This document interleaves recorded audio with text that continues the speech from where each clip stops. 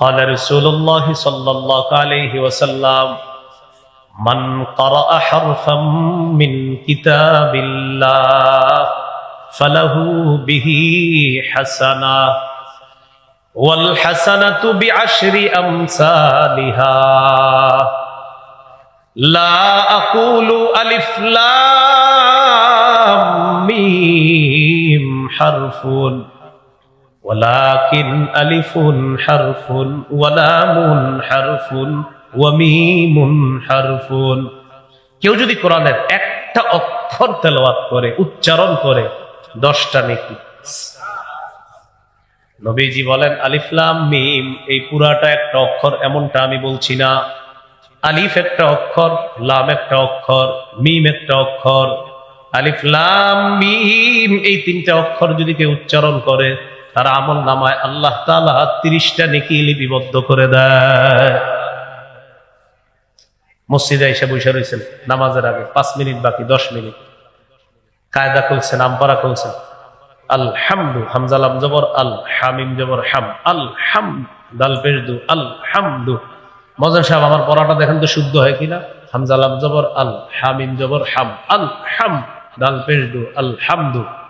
খাদেম সাহেব আমার পড়াটা দেখেন তো শুদ্ধ হয় কিনা। হামজা লাম জবর আল, হামিম জবর হাম, আলহাম, দাল পেশ দু, আলহামদু। একদিন সাহস করে ইমাম সাহেব শোনায় ফেলবেন, ইমাম সাহেব হুজুর দেখেন তো শুদ্ধ হয় কিনা আমার পড়াটা। হামজা লাম জবর আল, হামিম জবর হাম, আল হাম, দাল পেশ দু, আলহামদু। আমি মোট 10 বার বইলা ফেলছি, আমার 500 নেকি হয়ে গেছে। আপনাদের কিন্তু হয়নি। এটা না, আপনারা আমি যাওয়ার পরে পড়ে নিয়েন, আপনারা নেকিটা কামাই করে নিয়েন। হামজা লাম হামিম দাল আবার হয়ে গেছে 50। কি এক অবস্থা, যতবার কমু 50।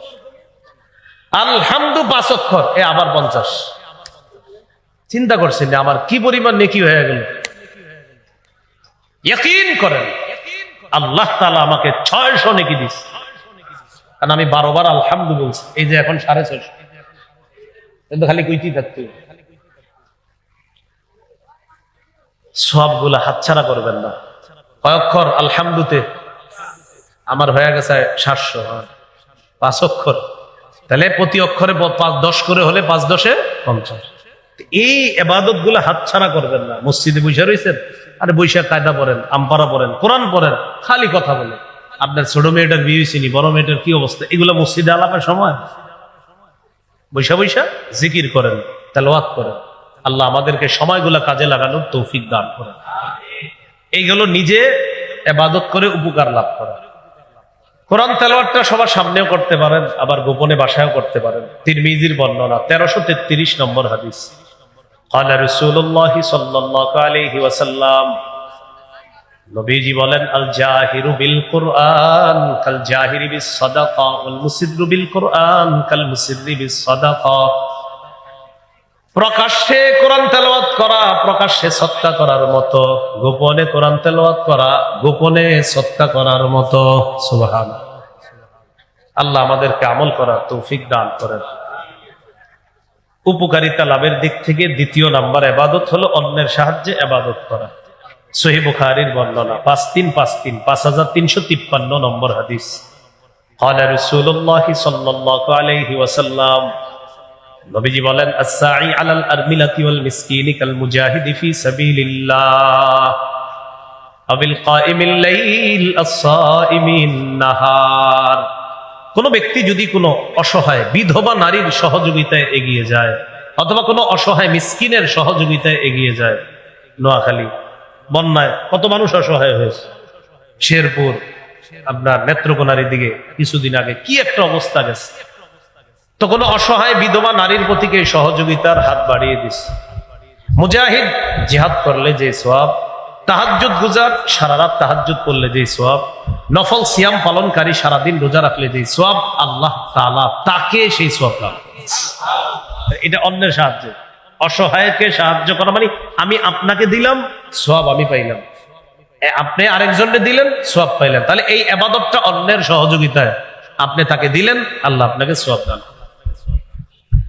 যেমন হাদিসের মধ্যে আছে, ক্বালা রাসূলুল্লাহ সাল্লাল্লাহু আলাইহি ওয়াসাল্লাম, মান আহাব্বা আন ইউবসাতা লাহু ফি রিজকিহি ওয়া ইউনসা লাহু ফি ইসরিহি কেউ যদি চায় তার রিজিকে বরকত হোক আর তার হায়াতে বরকত হোক, ফাল্যাসিল রাহিমা, সেজন্য রক্তের সম্পর্ক রক্ষা করে।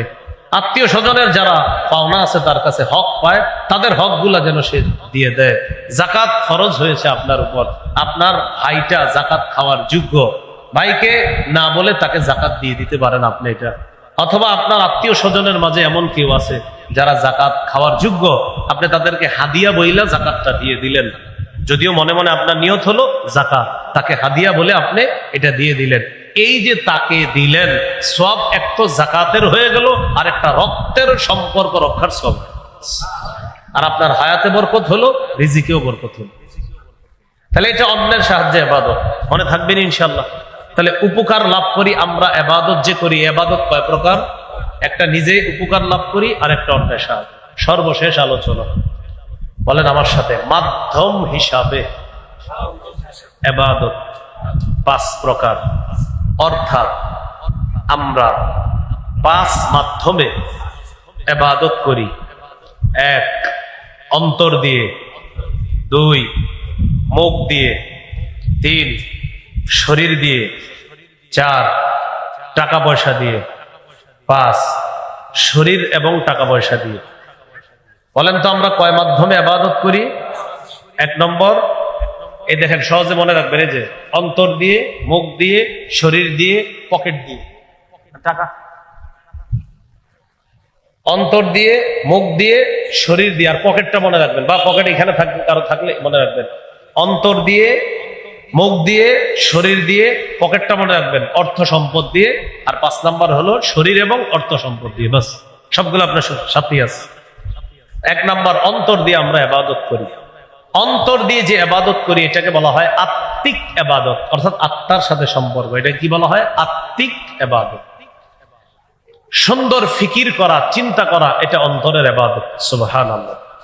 সূরা আলী ইমরানের 191 নম্বর আয়াতে আল্লাহ বলেন, ইন্না ফি খালকিস সামাওয়াতি ওয়াল আরদি ওয়াখতিলাফিল লাইলি ওয়ান নাহারি লাআয়াতিল লিউলিল আলবাব الذين يذكرون الله قياما وقعودا وعلى جنوبهم ويتفكرون في خلق السماوات والأرض। আসমান জমিন সৃষ্টির মাঝে, রাত দিনের পরিবর্তনের মাঝে জ্ঞানীদের জন্য নিদর্শন রয়েছে। জ্ঞানী কারা? আল্লাযীনা ইয়াযকুরুনাল্লাহা কিয়ামা, যারা দাঁড়িয়ে আল্লাহকে স্মরণ করে, ওয়া কুউদা, যারা বসে বসে আল্লাহকে স্মরণ করে, ওয়া আলা জুনুবিহিম, যারা শুয়ে শুয়ে আল্লাহকে স্মরণ করে, ওয়া ইয়াতাফাক্কারুনা ফি খালকিস সামাওয়াতি ওয়াল আরদ, আসমান জমিনের সৃষ্টি নিয়ে যারা চিন্তা ভাবনা করে, আসমানের দিকে তাকায়, তাকানোর পর চিন্তা করে, খুঁটি ছাড়া এই আসমান এইভাবে কে এইভাবে স্থাপন করলো, চিন্তা করে। খুঁটি ছাড়া আসমান আমাদের উপর ছাদের মাধ্যমে ছাদের মতো কে এইভাবে রেখে দিল, চিন্তা করে। চিন্তা করার পর কোরআনের মধ্যে পেয়ে যায়, আল্লাহ বলেন, ওয়াজআলনাস সামাআ সাকফাম মাহফুজা, আমি আসমানকে বানিয়েছি তোমাদের জন্য সুরক্ষিত ছাদ হিসাবে। কি হিসাবে? সুরক্ষিত ছাদ। তাহলে আসমান নিয়ে গবেষণা করলো। এই যে আপনি শুধু চিন্তা করলেন, আল্লাহ এত বড় আসমান, মুখ দিয়েও বলেন নাই, খালি চিন্তা করলেন। এই চিন্তা করলেন, ভালো একটা সব লেখা হইতেছে। এটা আত্মিক ইবাদত। আপনি বসে বসে চিন্তা করতে দেন, চিন্তা করতেন উত্তরপাড়ার আব্দুর রহিম রে কিভাবে নামাজি বানানো যায়, খালি ফিকির করতেছেন কৌশল। ওরে আমি ফজরের সময় ফোন করবো মোবাইলে, একদিন ফোন দিব রাগ করুক, আরেকদিন দিব রাগ করুক, আরেকদিন দিব রাগ করুক, একদিন ধরবে, ধৈর্য আসবে, মানে ফিকির করতেছেন যে মোবাইল করলে ভালো হয় নাকি ওর বাসার কাছে গিয়ে ডাক দিব। ফিকির, একজনকে নামাজি বানানোর ফিকির, মনে মনে ফিকির, সব লেখা হচ্ছে আপনার, সব লেখা হচ্ছে। এটা অন্তরের ইবাদত। এবার আমার সাথে একটু বলেন, লা ইলাহা ইল্লাল্লাহ,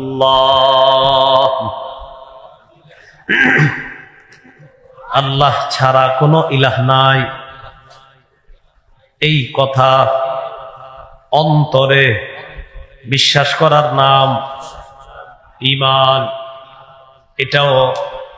এটাও অন্তরের ইবাদত।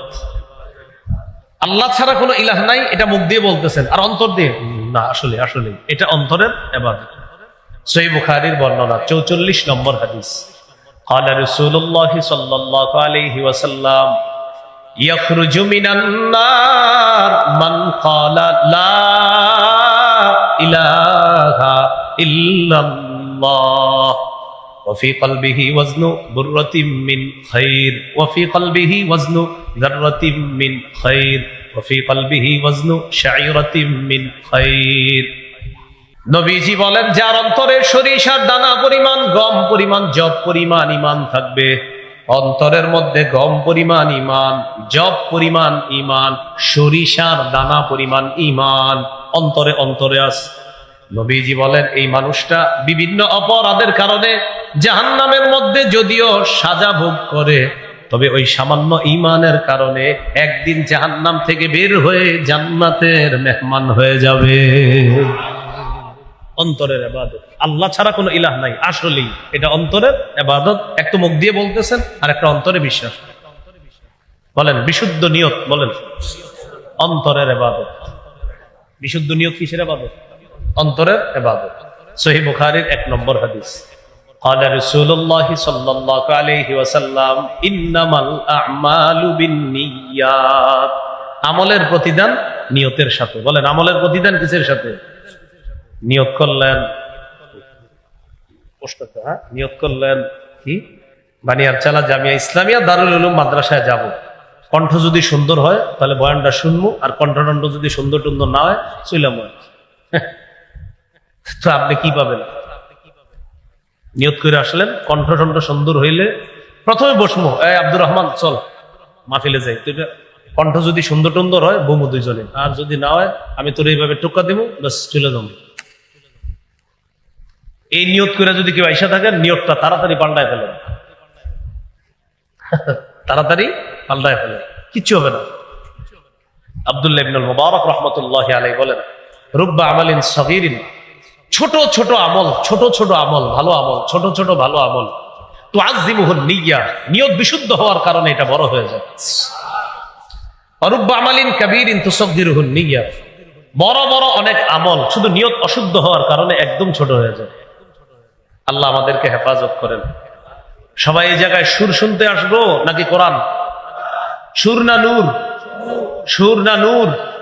বলেন কোরআন সুন্নাহ নূর, কোরআন সুন্নাহ নূর। তাহলে মূল উদ্দেশ্য কি হবে? সুর না নূর? নূর। আল্লাহ আমাদেরকে বিশুদ্ধ নিয়তের সাথে এখানে বসে শেষ পর্যন্ত আলোচনা শুনে যেন আমরা যেতে পারি, আল্লাহ তৌফিক দান করেন। এই হলো বিশুদ্ধ নিয়ত, অন্তরের ইবাদত। ইখলাস, এটাও অন্তরের ইবাদত, আত্মিক ইবাদত। নাসাইর বর্ণনা 3140 নম্বর হাদিস। রাসূলুল্লাহ সাল্লাল্লাহু আলাইহি সাল্লামকে প্রশ্ন করা হলো, আরাআইতা রাজুলান গাযা ফি সাবিলিল্লাহি ইয়ালতামিসুল আজরা ওয়াজ যিকরা ফামা লাহু ইয়া রাসূলুল্লাহ। ইয়া রাসূলুল্লাহ, এক ব্যক্তি আল্লাহর রাস্তায় লড়াই করেছে, তার উদ্দেশ্য হলো দুইটা। 1 নাম্বার আল্লাহর কাছ থেকে সওয়াব কামাই করা, 2 নাম্বার মানুষ তাকে বলবে বড় মুজাহিদ, তাকে বলবে বড় বাহাদুর। এই 2 নিয়তে সে লড়াই করছে। 1 নাম্বার নিয়ত হলো আল্লাহর কাছ থেকে সওয়াব কামাই করা, 2 নাম্বার মানুষ যেন তাকে বাহবা দেয়, এই নিয়ত করা।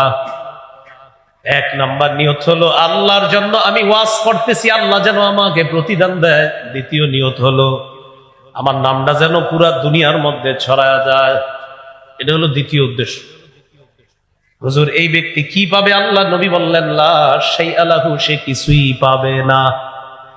বলেন সে কিছুই, আরো জোরে, সে কিছুই পাবে না। আদাহা সালাসা মাররাত, 3 বার প্রশ্নটা আবার করলেন।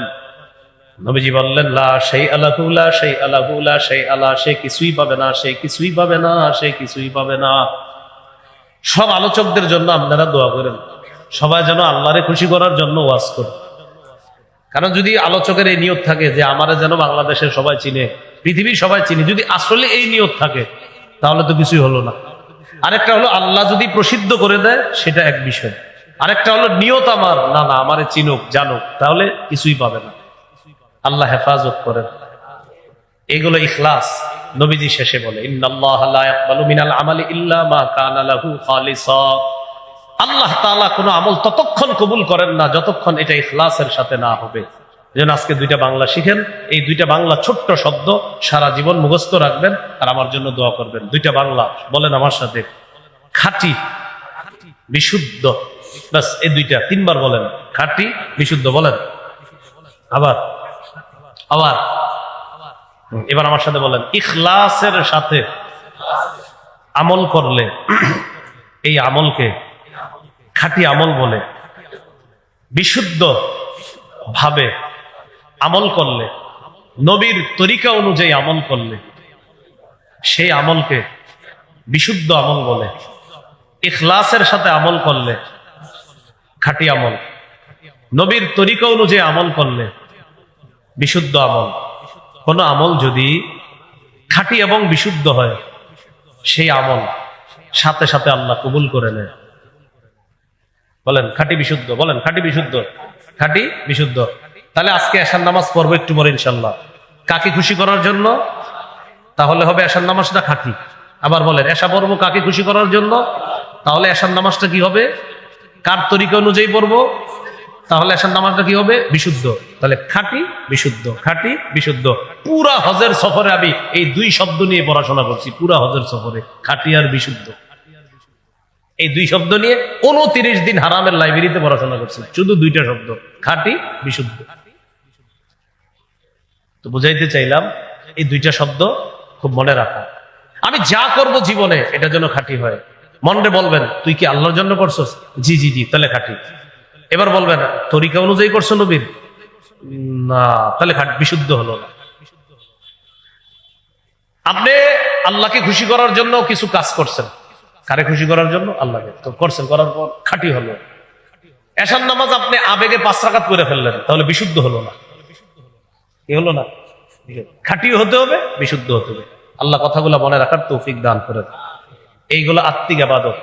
কয় মাধ্যমে ইবাদত করি ভুলে গেছে। কয় মাধ্যমে? 1 নাম্বার কি দিয়ে? এটাকে বলা হয় কি? আত্মিক ইবাদত। এবার আসেন, অন্তরের বিশুদ্ধ নিয়তের সাথে যদি শহীদ হওয়ার নিয়ত করেন, আসেনি এই জায়গায় কারণ শহীদ হওয়ার নিয়ত আছে? সহিহ মুসলিমের বর্ণনা 1909 নম্বর হাদিস। قال رسول الله صلى الله عليه وسلم من سأل الله الشهادة بصدق। কোন ব্যক্তি যদি অন্তর থেকে শহীদ হওয়ার নিয়ত করে, আল্লাহ আমি আসলেই শহীদ হব, এই নিয়ত করছে, বাল্লাগাহুল্লাহু মানাজিলাশ শুহাদা ওয়া ইন মাতা আলা ফিরাশিহি। ওই ব্যক্তি যদি তার বিছানায় মারা যায়, আল্লাহ তাআলা তাকে শহীদদের মর্যাদায় পৌঁছায় দিবেন। নিয়ত ওই কলবে কি আছে এটা আল্লাহ জানে। সহিহ বুখারীর বর্ণনা ৭৬০১ নম্বর হাদিস, 501 নম্বর, ৭৫০১ নম্বর হাদিস। হাদিসটা হাদিসে কুদসি। আল্লাহ তাআলা বলে, ইযা আরাদা আবদি আইয়ামালা সাইয়্যাতান ফালা তাকতুবুহা হাত্তা ইয়ামালাহা। কোন বান্দা যখন গুনাহের নিয়ত করে, আল্লাহ তাআলা বলেন, ও ফেরেশতারা, আমার বান্দা গুনাহটা না করা পর্যন্ত লেখো না, লেখো না। সুবহানাল্লাহ। কোন বান্দা যখন গুনাহের নিয়ত করে, আল্লাহ বলে, আমার বান্দা গুনাহটা না করা পর্যন্ত গুনাহ লিখবা না। আমার আল্লাহ কত মহান, একবার চিন্তা করেন। ফাইন আমিলাহা, যদি গুনাহটা করেই ফেলে, তখন তোমরা একটা গুনাহ লিখবা। গুনাহ করে ফেললে কয়টা গুনাহ লিখবা? একটা।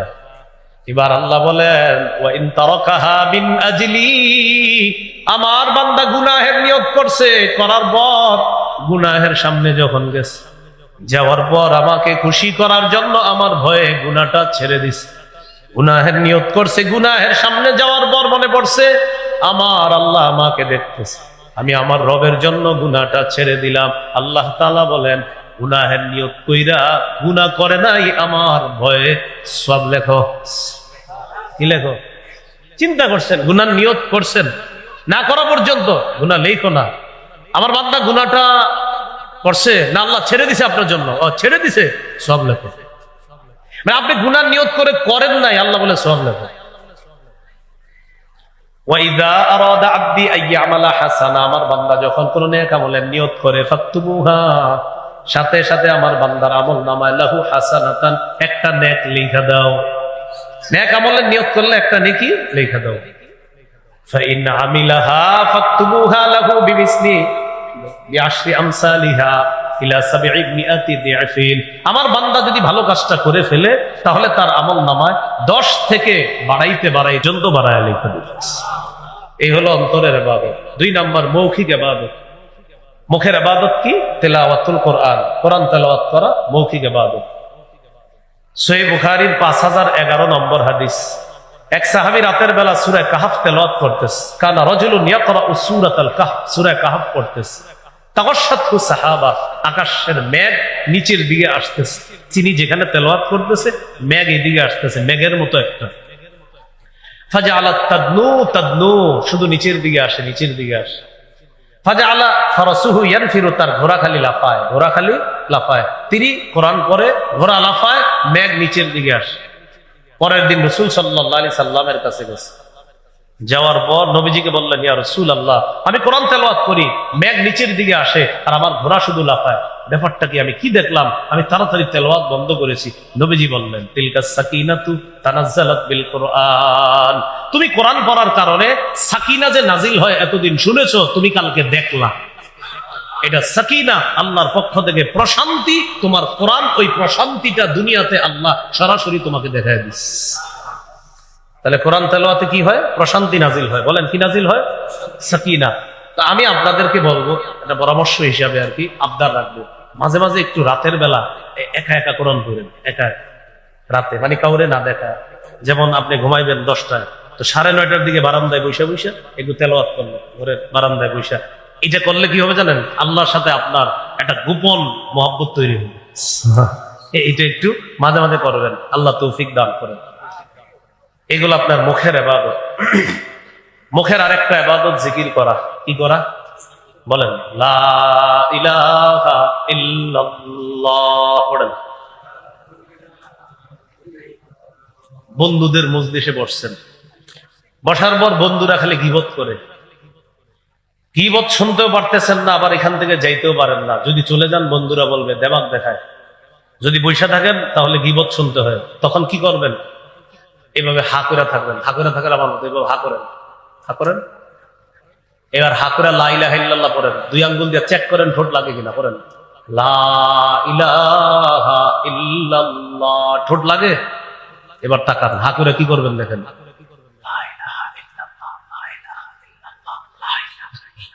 বন্ধুরা মনে করবে কি মন দিয়ে কথা শুনতেছে, আপনি খালি এরকম করবেন। সুবহানাল্লাহ বললে ঠোঁট লাগবে, আলহামদুলিল্লাহ বললে ঠোঁট লাগবে, বুঝে ফেলবে যে ও কি জানি বলতেছে। লা ইলাহা ইল্লাল্লাহ বললে ঠোঁট লাগবে না, বন্ধুরা মনে করবে কথা শুনতেছে। তিরমিজির বর্ণনা, আল্লাহ রাসূল বলেন, ইল্লা ফুতিহাত লাহু আবওয়াবুস সামা হাত্তা তুফজিয়া ইলাল আরশ, আসমানের সবগুলা দরজা খুলে দেওয়া হয়েছে আপনার লা ইলাহা ইল্লাল্লাহ যেন আরশ পর্যন্ত পৌঁছে যায়। এরা মনে করে আপনি গল্প শুনতেছেন, কিন্তু আপনি তো আরশে আপনার লা ইলাহা ইল্লাল্লাহ পাঠাইতেছে। বুদ্ধিটা মনে থাকবে নি? এজন্য আমি সাধারণত এরকম ইয়াতে পড়ি না, কখনো যদি পড়া যাই, এছাড়া তো উপায় নেই। এখানে বসবেন কিভাবে আপনি? সাধারণত আমি কোথাও বসিও না। আমি বসি না আমার নিজের সেলফ ডিফেন্স, নিজের জন্য। আমি বসলে আমার দ্বারা গীবত হবে, এই জন্য দেখবেন মাহফিল, ক্লাস, বাসা, এছাড়া সাধারণত আমি একান্ত কোনো পরিচিত ছাড়া কোথাও আমি বসি না। বসলে আমার দ্বারাই গীবত হবে, এই জন্য আমি টেনশনে থাকি, এই জন্য আমি বসি না, মজলিস এড়াইয়া চলি। কোথাও খানাও খাই না, বাসা থেকে নিয়ে আসি যেন কারোর সামনে বসে কথা বলতে না হয়। এটা আবার কেউ মাইন্ডে নিবেন না। আল্লাহ আমাদেরকে বুঝার তৌফিক দান করেন। তাহলে বলছিলাম মুখের ইবাদত জিকির করা, মুখের ইবাদত তেলাওয়াত করা, মুখের ইবাদত দোয়া করা। এটা তো আলোচনা হয়েছে। মুখের ইবাদত কি করা? দোয়া করা। আল্লাহ তৌফিক দান করেন। 3 নাম্বার ইবাদত শারীরিক ইবাদত, নামাজ পড়া। কি পড়া? নামাজ পড়া। নামাজ নিয়ে আলাদা আলোচনা করতে হবে, এটা অন্য কোথাও কোনোদিন আসলে করে দিব ইনশাআল্লাহ। শারীরিক ইবাদত সূরা হজের 77-78 নম্বর আয়াতে আল্লাহ বলেন, ইরকাউ ওয়াসজুদু ওয়া'বুদু রাব্বাকুম ওয়াফআলুল খায়র লাআল্লাকুম তুফলিহুন। সিজদা করো, রুকু করো, সিজদা করো, কল্যাণ করো, ভালো কাজ করো, এবং তোমরা বেশি বেশি ইবাদত করো, রবের ইবাদত করো। তাহলে রুকু করো, সিজদা করো, রবের ইবাদত করো, ভালো কাজ করো, যাতে তোমরা সফল কাম পাও। তো নামাজ সম্পর্কে এটা হলো শারীরিক ইবাদত। এই ইবাদতটা আমরা গুরুত্ব দিয়ে করব, বলেন ইনশাআল্লাহ। সামনে শীতকাল, শীতকালে একটু নফল নামাজ বাড়ায় দিবেন, বিশেষ করে তাহাজ্জুদ নামাজ, এটা একটু আপনারা বাড়ানোর চেষ্টা করবেন। প্রচন্ড শীতের রাতে কোনো বান্দা যদি তাহাজ্জুদে দাঁড়ায়, আল্লাহ ওরে দেখে হাসে, ওরে দেখে আল্লাহ হাসে। সহিহুত তারগীব কিতাবের নাম 630 নম্বর হাদিস। নবীজি বলেন, রাজুলুন কামা ফি লাইলাতিন বারিদাতিন, এক ব্যক্তি রাতের বেলা, প্রচন্ড শীতের রাত, এই রাতের বেলা কি করছে?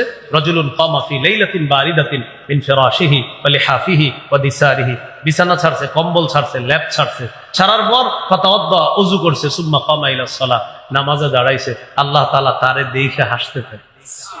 এ দেখো আমার বান্দা, সবাই ঘুমায় শীতে আরামে, আর আমার বান্দা নামাজ পড়তেছে। ফেরেশতাদেরকে বলে, ঘটনা কি, ও কেন নামাজ পড়ে? আল্লাহ তো সব জানে, সাক্ষী বানানোর জন্য জিজ্ঞাসা করে। ফেরেশতারা বলে, রজা আমা ইনদাকা শাফকাতাম মিম্মা ইনদাক, আল্লাহ আপনার কাছ থেকে কিছু পাইতে চায় আর আপনার আযাবের ভয়ে। আল্লাহ বলেন, আতাইতুহু মা রাজা ওয়া আম্মানতুহু মিম্মা ইয়াখাফ, আমি সে যা চায় তা দিয়ে দিলাম, আর যা ভয় পায় তা থেকে তাকে নিরাপত্তা দান করলাম। শীতকালটা একটু শারীরিক ইবাদত করব, বলেন ইনশাআল্লাহ। 4 নাম্বার আর্থিক ইবাদত, যাকাত দেওয়া। আমাদের বাংলাদেশ এটা এখনো সুদ ভিত্তিক রাষ্ট্র ব্যবস্থা, এটাকে যাকাত ভিত্তিক রাষ্ট্র ব্যবস্থা করার জন্য আমাদেরকে চেষ্টা চালাইতে হবে। সুদ ভিত্তিক রাষ্ট্র ব্যবস্থার শেষ পরিণতি ভিক্ষা করা, যাকাত ভিত্তিক রাষ্ট্র ব্যবস্থার শেষ পরিণতি ধনী হওয়া। সুদ ভিত্তিক রাষ্ট্র ব্যবস্থা বাংলাদেশ হওয়ার কারণে এখন আমরা সবাই প্রত্যেকে 1,07,000 টাকা করে ঋণ আছে। 1,07,000 টাকা প্রতিটা বাঙালি দিলে তাহলে বাংলাদেশের ঋণ সুদ হবে। তাহলে সুদ ভিত্তিক রাষ্ট্র ব্যবস্থার পরিণতি কি হইল? ভিক্ষা করাই হইল। ইবনে মাজার 2279 নম্বর হাদিস এটাই প্রমাণ করে। যাকাত ভিত্তিক রাষ্ট্র ব্যবস্থার শুভ পরিণতি হবে ধনী হয়ে যাওয়া, যার সবচেয়ে বড় দলিল হলো বর্তমান আফগানিস্তান। কোনটা বলেন তো? আফগানিস্তান। হ্যাঁ, এদেরকে সামনে রাখা। রাষ্ট্র ব্যবস্থা যেন শরিয়া আইন চালু হয়, এই জন্য আমাদের একজন ভালো শাসক আমাদের দরকার। ভালো শাসক, যোগ্য শাসক, যাকে আমরা আমাদের দেশের নেতৃত্বে বসাতে পারি, এমন একজন শাসক যিনি শরিয়া আইন চালু করবে। তার মাঝে মৌলিক গুণ থাকবে 4টা। কয়টা?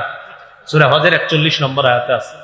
1 নম্বর নামাজ কায়েম করবে, 2 নম্বর যাকাতের বিধান চালু করবে, 3 নম্বর নেক কাজের আদেশ করবে, 4 নম্বর অসৎ কাজের নিষেধ করবে। আমাদের রাষ্ট্র ব্যবস্থায় যদি আইন করা হয় যে ধনীরা সবাই যাকাত দিতে হবে, এই আইন যদি রাষ্ট্রীয়ভাবে করা হয়, 1 বছর যদি ধনীরা সঠিকভাবে যাকাত দেয়, পরের বছর সুদ বলবে, যাকাত তুমি ভালো থেকো, আমি সুদ বিদায় নিচ্ছি। সঠিকভাবে 1 বছর যদি যাকাত দেয়, যাকাত ভিত্তিক রাষ্ট্র ব্যবস্থা। তো বলছিলাম 4 নাম্বার আর্থিক ইবাদত, এটা হলো যাকাত, সদকা দেওয়া, আর্থিক ইবাদত। 5 নাম্বার আর্থিক এবং শারীরিক ইবাদত, হজ করা। কি করা? হজ করা। হজ করতে টাকাও লাগে, শরীরও লাগে। আল্লাহ তাআলা আমাদের সকলকে যে কথাগুলা শুনলাম, বললাম, ইবাদত সংক্রান্ত কথাগুলা গুরুত্ব সহকারে অনুধাবন করে আমাদের জীবনটা যেন আমরা ইবাদতের মাধ্যমে সাজাতে পারি, আল্লাহ তৌফিক দান করেন।